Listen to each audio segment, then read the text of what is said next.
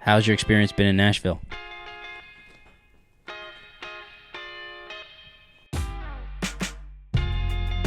All right. Hello, everybody. Welcome to the Tyler Fischer Show, and welcome from Nashville, Tennessee.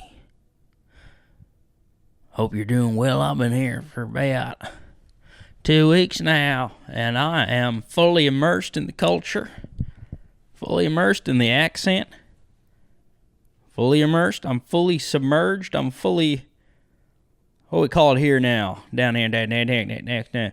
We call it smothered now. I am smothered in the culture. It's great to see you. So I am down here doing a movie, and I've been here for a couple weeks. I've wanted to get an episode in the can, and here we are. It's amazing how you can really just get sidetracked on your goals. But lo and behold, I brought my equipment, and I said, you're going to do a damn episode. Things have been crazy. We've been doing sometimes 17-hour days on set. But I'm committed to you guys. I'm committed to the podcast, and so here we go. How are you? Hope you're having a great week. First off, I want to just give you some updates on shows. You may have heard, if you were coming to my Austin, Texas show on June 30th, I had to reschedule the show. The show will now be on September 29th. And if that sells out, which it looks like it will, we'll probably add a second show. That's at the Vulcan Gas Company. First of all, I want to say, give my condolences. I want to say I'm sorry. I don't really want to say I'm sorry. I am sorry, okay? I am sorry for the inconvenience. If you got tickets, if you plan to travel. No, I am sorry. You just got to be careful when you say sorry, because I think we say sorry too much. And I'm sorry if that's too much to say, but I'm just sorry. And so the movie is filming on the 30th. I'm here for like a month and a half, and I tried my best. To keep the date. I spent about 2 weeks on it, but lo and behold, some of the biggest scenes in the film are on June 30th, so there's nothing we can do. And your tickets will still be good. You're just going to be coming a little later. And the upside I see here is that I'm just going to be funnier by then. I'm going to have 2 months more of jokes. Think how many more pronouns there'll be by then, how many new genders, how many new wars we're going to fund. So many great things that there'll be jokes about now that you're going to get to hear. 3 more months of jokes. So you can get tickets at tylerfischer.com if you want to come to that show on the 29th. I'll be in Nashville, Zanies. I'm already here. What are the odds of that? My show is like 2 days after we wrap the film. And I booked this show months ago. So the Lord works in mysterious ways. And so that's on July 16th, Zanies, Nashville. I got to do a little show there the other day, a little spot. It's an unbelievable club. I'll be at the Stardome in Alabama the day prior on July 15th.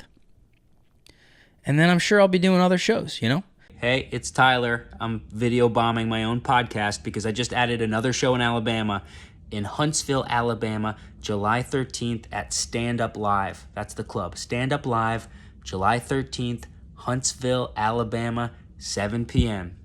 We're connecting the dots. We're meeting club owners and club bookers, and we're just building this network without the comedy agent so that we can tour around the world.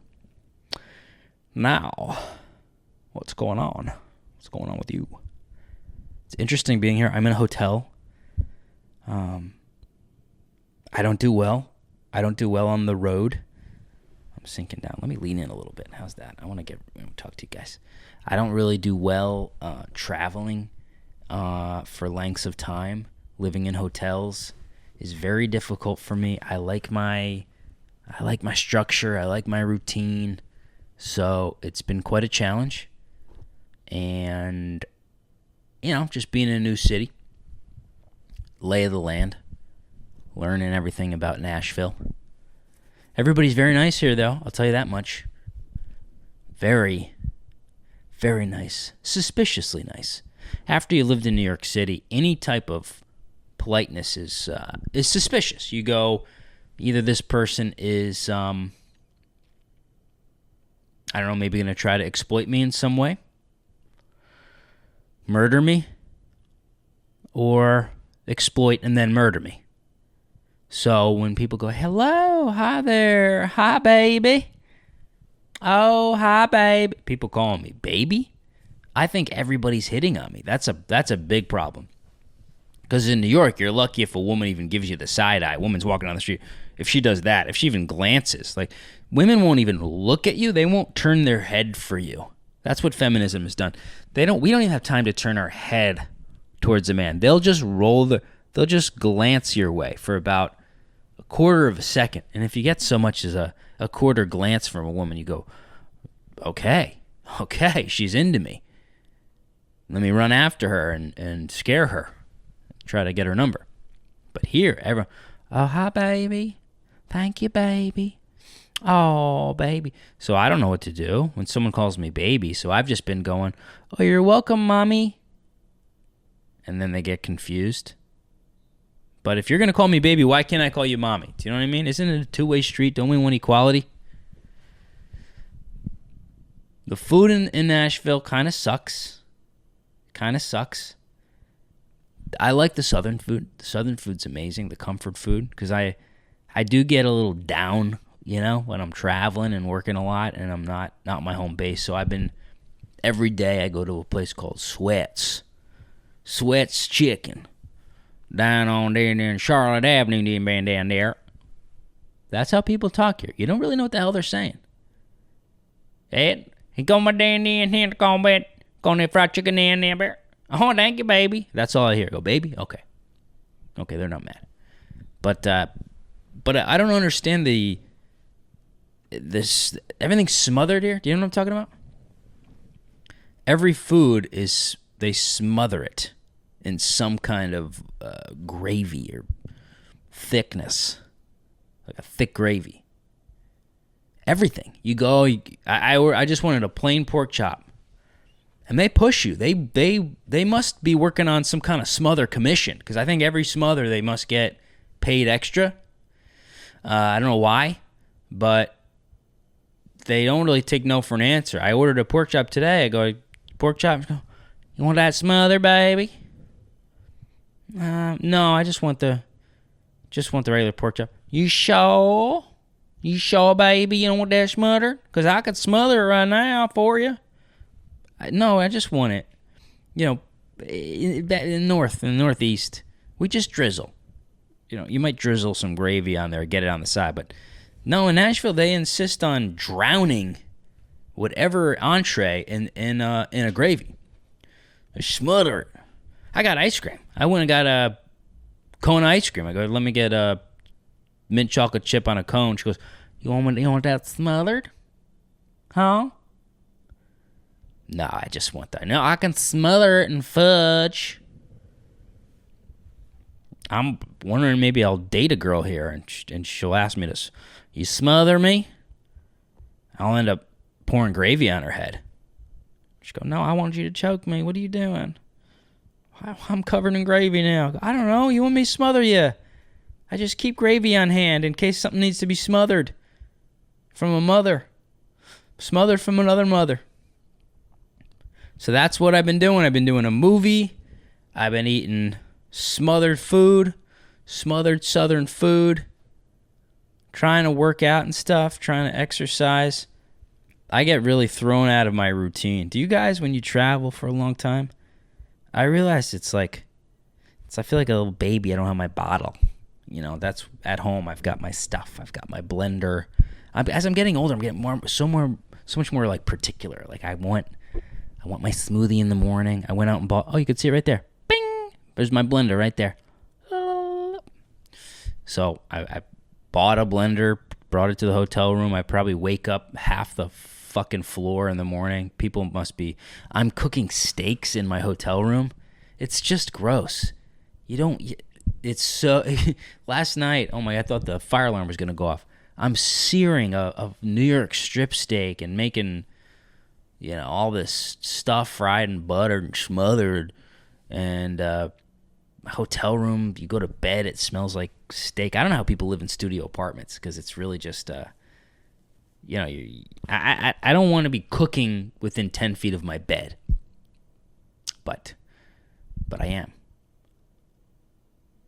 And can I just ask you something about hotels? The doors. Is there a policy that the hotel door has to be at like a decibel 500 when it closes? You can't make a soft close hotel door. The last place in the world you'd want a slamming door is a hotel where your bed is feet from the hallway, where it's lined with 100 hotel doors. It's just pew, pew, pew, pew, pew, all morning long. I think we're being nuked by Xi Jinping every fucking morning. Do they have a guy that like tests the doors? I'm Brad. I'm the hotel noise door tester. Every day we come by, we do a little test. There we go. We tested the door. That's at a 500 decibel. We'll oil that up. We want to make that a little louder. We want to make sure that everybody in the hotel never falls asleep. We don't want you reaching your REM sleep, because we want you up and alert so you're on time with checkout. And you see, if everyone's sleeping here in the hotel, then they're going to be sleeping through their alarms. They're going to be sleeping through the checkout, and that's a nightmare for us. So we want to make sure you're up. You're just alert and up at all times. It's wild. I feel like I'm on crack right now. I'm not sleeping properly. I'm not eating properly. Not smothering properly. I've gone on a couple hikes out here. They have some hikes out in Nashville. I just feel claustrophobic.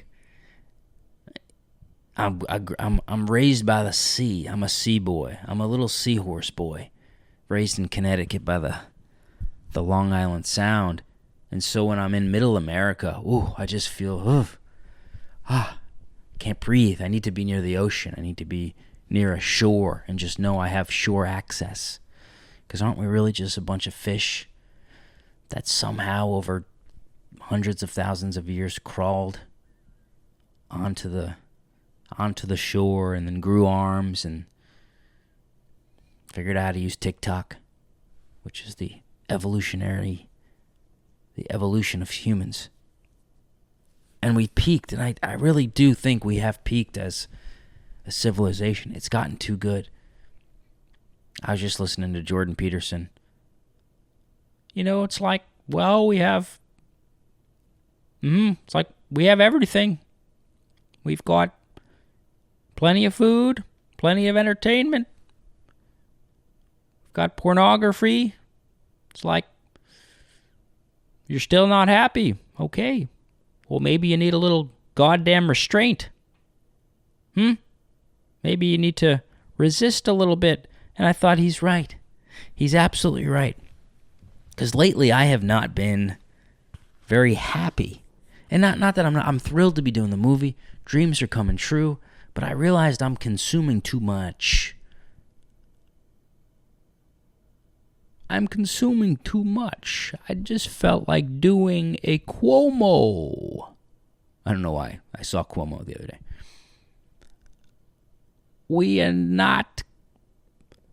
not putting the people in the nursing home. Look at me. I can't even have a serious thought. I was just telling you how unhappy I was, and I've got to do an impression of a serial killer killed all the grandmas.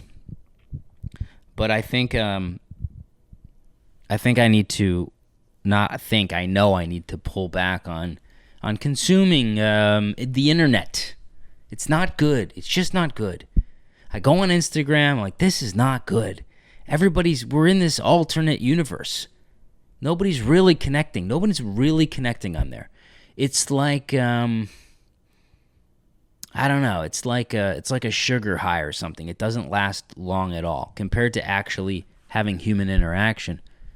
The comfort of that and the fun of that. But on Instagram, it's like, I'll be like, I got some likes. I got some messages. I'll check it. And then like 30 seconds later, I'm like, I want more. I need more. I need more. And so there's a way to do it. I don't want to be too pessimistic, but I know personally, I think because my living is made on the internet, I'm checking it too much. I think post and ghost is a good term that I heard. You want to post and ghost. You don't have to be checking it all the time, and it's tempting. It's tempting to go back and look at it and go, how's it doing now? How's it doing now? So I think the most success in my life, I mean, across the board success with business, with art, with spirituality has been when I can really put up the art, do the art, and then remove myself from it for a period of time. There is a way to do it, and I know I've done it before. And I've just, when I'm again away from my home, I start to, like, my addictions come out. Man, do they crawl out of the woodwork. I was like, oh, wow, maybe I don't have it together as much as I thought, because I'm missing the comforts. You know, I miss my park, I miss my friends and everything. So watching more TV, eating more sweets, that type of thing. Got to go easy on myself, though. So yeah, Nashville's great. I wish I could tell you more about the movie. I can tell you that it's a comedy. I can tell you that I think it's going to be funny. And it's about a topic that is so ripe for comedy that no one else is doing. They're probably too afraid to do it. There's a lot of topics right now most corporations, most industries would be too afraid to do. But man, so we're able to get a lot of topics in the movie that are really untapped in Hollywood right now.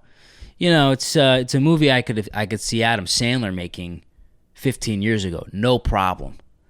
You know, we're doing this movie, it's gonna be really funny, and it's about this and that, and I think nobody's gonna be triggered, but people will be triggered by this, which is actually part of the exciting part. That's what's changed a lot in comedy right now, is like, fortunately or unfortunately, that's what Trump said when they're like, you said you can grab women by the pussy, and he's like, well, that's what stars could do for so long. That's what they could do.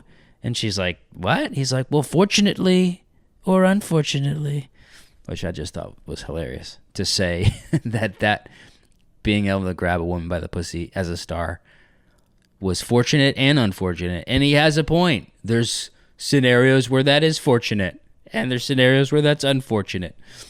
But anyways, fortunately or unfortunately, part of the fun of comedy now is that, you know, a percentage of your viewership is going to come from people that are just hate watching it. But that's factored in now. And that's, you know, things evolve, for God's sakes. Things evolve.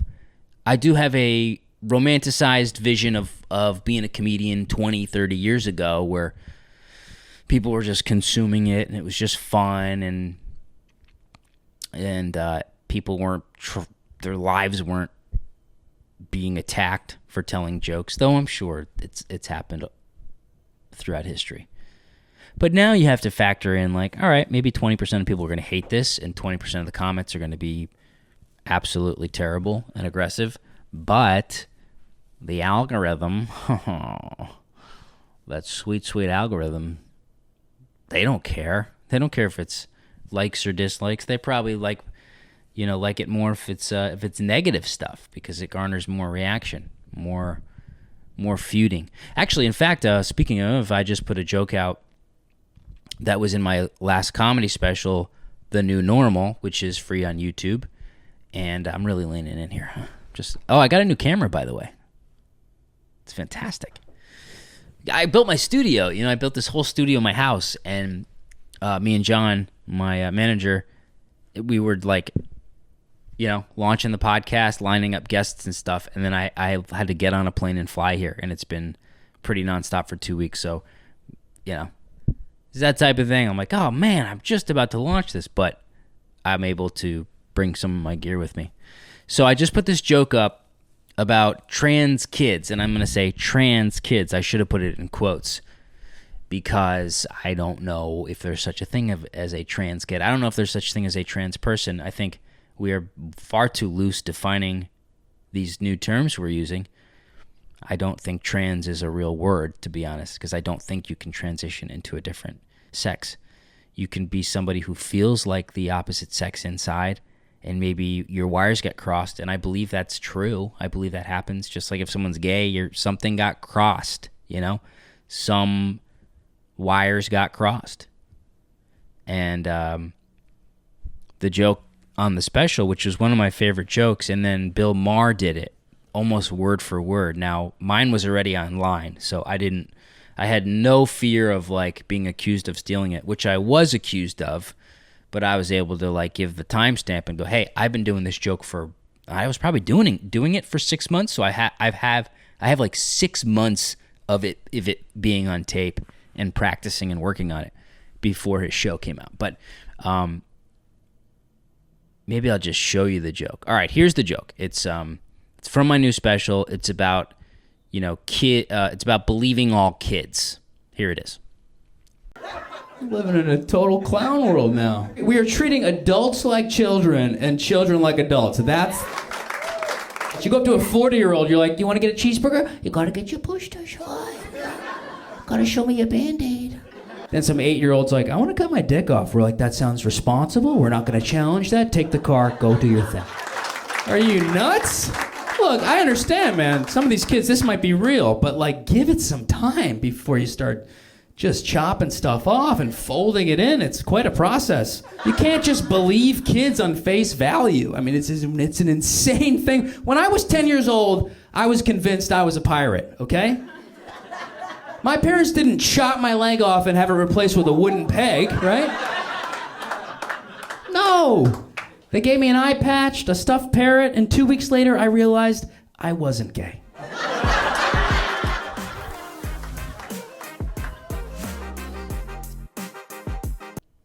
And it just reached well over 1 million views on, I almost said on Tinder. Well, my mind's in the gutter, isn't it?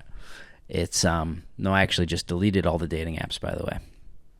I'm done. I can't do it. I just don't like it. I want to meet a woman in the wild. In the wild. I want to meet a woman in the wild. I prefer meeting women in person. So I put that joke back up, and this is just a little tip for any creators. Repost. Always be reposting. It's like, what is it? Always be closing. ABC, always be closing. I don't know if that's for the stock market or having sex or something, but always be reposting. That joke did not get a lot of people watching it. It was one of my favorite jokes. I put it out, and I'm just when it's just kind of a feeling I get. I go, I think a couple months have gone by. I'll repost it because again, it's part of it's playing the lottery. You do talent helps, quality helps, but you got to keep hitting that. You pull that slot machine lever. Excuse me. And this time it hit. And I'm very excited about that because I started to shy away from the joke, worrying about the accusations of it being stolen. But funny enough, I don't think anybody, I think maybe one comment, and at this point, so many, let's see how many shares it's gotten her. How many shares has it gotten her? So the last time I put it up, not so much. And this time, 1,100,000 views, 120,000 people shared it. Which is also why I think my stuff is being hidden. That doesn't make sense, does it? 120,000 people shared it, and it's got 1 million views. So that means for every person that shared it, it got 10 views. Is that right? Let's do that math real quick. Because I'm not a math guy. Never been a math guy. Okay, so times 10. Yeah. There's no way, dude. Do you think that's possible? 110,000 people shared it. and with the views I got, that means only 10 people watched it per share, like 10 other people. So it's like Jerry shares it and only 10 of his followers watched it. Ooh, I don't believe that's true. Anyways, doesn't matter. It's still awesome. And I think there was only one comment saying, hey, I think this is Bill Maher's or something, or Bill Maher had a similar joke. And then people came to my defense there. But that is the least of my worries. My point is, do not be afraid to reshare stuff. Hey, Fred, you want to come up? Come here, pup. Come on over here. Come on over here. There's Freddie. Hey. How's your experience been in Nashville?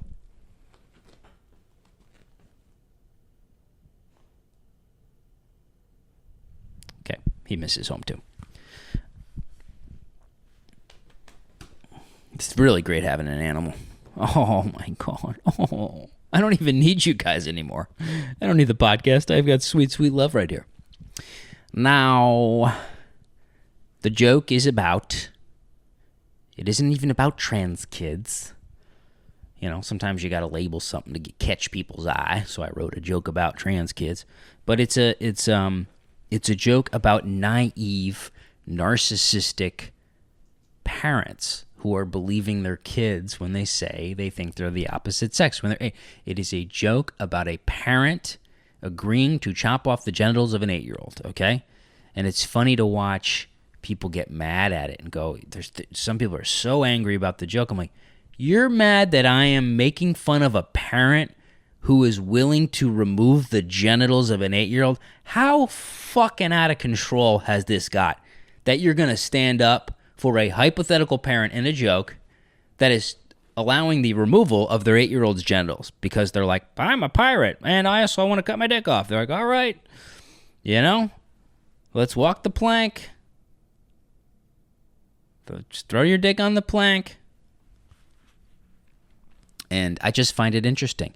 And I've said it before. I don't think there's any coming back from this. I think this is so far gone from reality. And I'm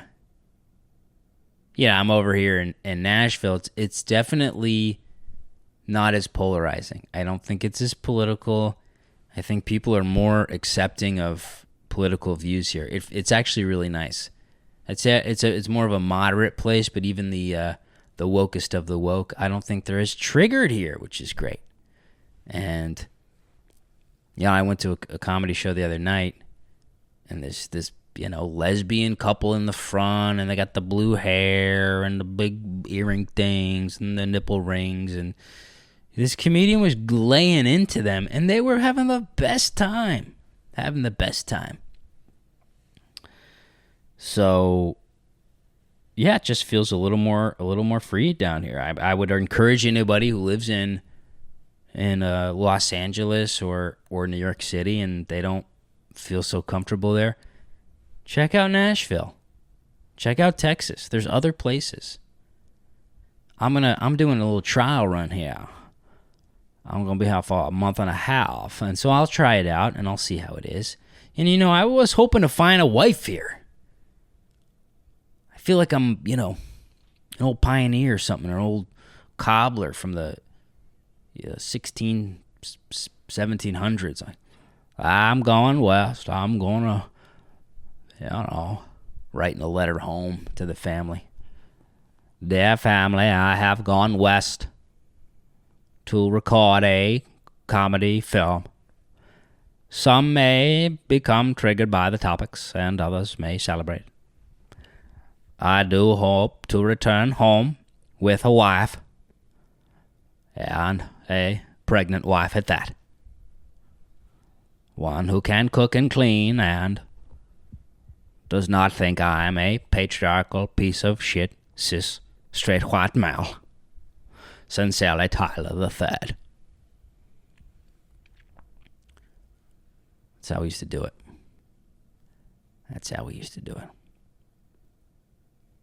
Sincerely, Tyler, he, him, the third. Respect my pronouns, sir. I'd like to do that'd be a fun movie, like an old, almost like what movie is it? Oh, God, No, not the Three Amigos. Like an old period piece. That'd be fun to do, an old period movie. But if all this woke shit was happening, you know? I'm trying to think of a good example, and I'm not, because my brain isn't working, because I haven't been talking to people. But what the hell is it? What's the one? Robin Hood. That's it. See, I'm a little slower here. Can't you tell? Everyone's just a little slow here. And so I've slowed down. Like, there's no rush. There's no rush anywhere. People aren't as aggressive driving. I'm going to leave here fucking sounding like Forrest Gump. I just feel the urgency slipping out of my life. When you're in New York, you're just you got to be on. Hey, baby, spinning plates. But my mama always said, you spend too long in Nashville, you're going to leave smothered. Yeah. Life is like a smothered pork chop. You never know what you're going to get. I was running. God, I feel so slow. Speaking of Forrest Gump, speaking of love, Lerv. You know, I had all this excitement. I'm going to meet a nice traditional gal out here. And that's part of my my mission while I'm here. I do hope to meet somebody. And it's been nightmare after nightmare. It's so funny when you set expectations, and I think, what is it? Expectations plus reality. When your expectation doesn't meet reality, that's what resentment is. And I agree with that. You set an when you're so angry and resentful, it's because you set an expectation, and whatever happened did not meet that reality, didn't meet your expectation. That's resentment boiled down. It's like, well, it took me 15 years to realize what that was, 15 bloody years. It's like laying right in my face. I've had many absolutely terrible experiences dating here, and it didn't meet my expectation because I thought, I'm going to meet these traditional gals. The first one I met, set up a date. And I was like, hey, I'll pick you up. I feel so old-fashioned here, It's like, pick you up in a horse, It's like that's what I wanted to do. I wanted to pick this woman up in a horse. But I have a Jeep, which is second best. So I said, I'll pick you up. We've been chatting for 2 weeks. I came out here to work on the film a little bit last month. I met her then. And I was like, hey. So I planned the date for when I came back. So, hey, I'll be here for a month and a half. And if something happens and I like somebody, I would move, you know what I mean? Or I would see if they would move to me, or I'd get a house here, something. I don't know. I just feel like everything else is going on. I got everything else. All my dreams are coming true. There's still awful things happening in life, Still a lot of tragedy in my life right now. But I'm still incredibly grateful for all this wonderful stuff. And I'm just starting to think, like, the missing piece for me is a relationship. And I'm just tired of people being like, you gotta wait. You gotta the stars will align. Mercury will be in retrograde. And the right person will come along when you least expect it. And they're just gonna fall in your lap. That's not how life works. And it's mostly women saying this. Men don't say shit like that. Because we can't take a break. We can't take a break. We're always on the hunt. Women have the luxury of a man falling in their lap. And the odds are he didn't fall in her lap. He's probably been obsessed with her for 6 months. Paranoid, trying to figure out a clever way to ask her out. Finding out where she works, what she likes, what she's into. He's a little too pudgy. He's trying to lose some of his rolls. He's growing his beard out because he's self-conscious of his little fucking tiny chin. He's doing a podcast in a hotel room. No, my chin is fine, but someone attacked my chin in a I got a very vicious message, and he was like, "You're just hiding your chin." I was like, "Bro, you crossed the fucking line because I got a sexy chin with like a the butthole thing going on there." So, anyways, men can't take a break, and so, oh, it'll just happen. Just stop looking, it'll happen. No, it's such bullshit. If a man, let me tell you what'll happen. If a man stops searching for a woman, he doesn't get a woman. If a man stops trying to have sex, he does not have sex anymore. And so you can't do that. You just can't do it. So I'm always trying to spark, especially because I'm not using the dating apps now. I gotta be fucking on. I leave the house, it's like it's go time, and it's still hard for me to talk to women. It's still hard to be rejected, but you have to do it because you're gonna get like 1 out of 10, maybe 2 out of 10. Best case scenario, you get 3 numbers maybe out of 10. 3 will give you their number. 2 won't respond. 1 will respond, and it's not very likely that you'll even go on a date or that'll lead to a second date. Okay, so that's 1 out of 10. So that means you really need to be getting like 30 numbers to have some bit of option. So this gal I was gonna go out with, texting like on and off for a couple weeks, nothing crazy, Don't go too fast. Do not go too fast. I'm turning into this fucking dating advice expert guy. I watch those videos. You ever watch those? Crack me up, man. They crack me up. I mean, I get some good advice from them, but some of them are such bullshit. I don't know what the fuck these guys are talking about. Some video will pop up, go, hey, here's what you got to do, man. Like, low value guys are making this mistake all the time, okay? So it's really simple. And if you do this like 3 things, okay, this is going to get you endless pussy, okay? And I'm going to tell you what those 3 things are. But first I'm going to tell you that like guys really are missing the mark. And there's only one mark, and that's me. My name is Mark, and I'm the guy to help you, okay? And I'm going to tell you exactly what to do and in just 10 seconds. So, but first, I'm just going to let you know that you're fucking up, okay? You're just like totally missing the mark, and you're just blowing it. Like every interaction, I know you're fucking it up. And I'm going to tell you how to not. I'm like, just fucking tell me. They're like, you just got to take my seminar. It's in Portugal. It's an $8,000 seminar. So you're just going to sign up, and I'm just going to hook you up. Okay? Go to mark.com. Like, what the fuck? But sometimes they'll give you some advice, and it's always wacky. If you want to attract a girl, like, it's very simple. Like, you have to reverse this shit on them. It's all about reverse psychology. Okay? You stop chasing. Stop chasing. Let them chase you. Okay? What you have to do is you have to have them chase you. So just follow these steps. It's so simple, and I can't believe low quality dudes aren't doing this, but I'm going to give you the secret sauce right now. Okay? So open that pastrami stance. I'm going to sauce you up right now. If you see a hot chick, take your car keys, throw them at her head. Okay? When she turns around, call her a fat pig. Okay? Tell her she's going to die alone. Okay? Tell her her eggs are dying. If she asks if you threw your car keys at her head, you're going to deny it. You're going to gaslight her. It's simple as that. Okay? Here's where you're going to be tempted to like flip the script and get her number and like just stack up and like start working on that date. You have to be strong. This is where you walk away. You disappear for 10, 15 years. Minimum. Okay? Then you pop back into her life out of nowhere. You're going to show up at her wedding. She's going to be giving her vows. You're going to take your car keys. You're going to throw them at the back of her head. She's going to turn around and go, you're a fat fucking pig. All right?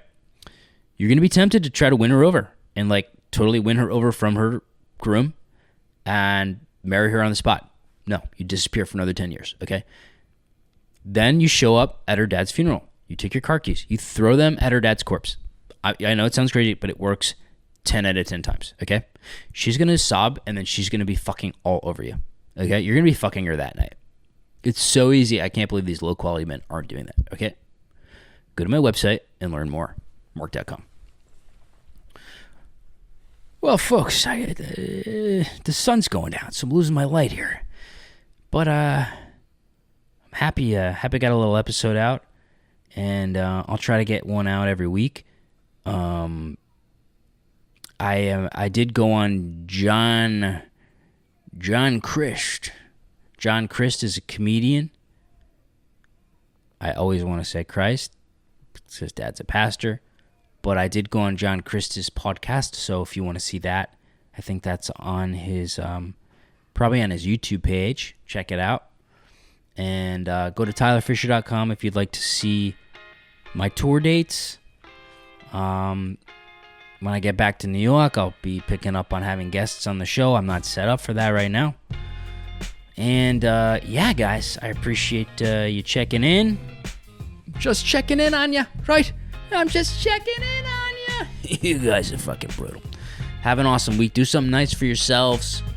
And I love you. I'll see you next time.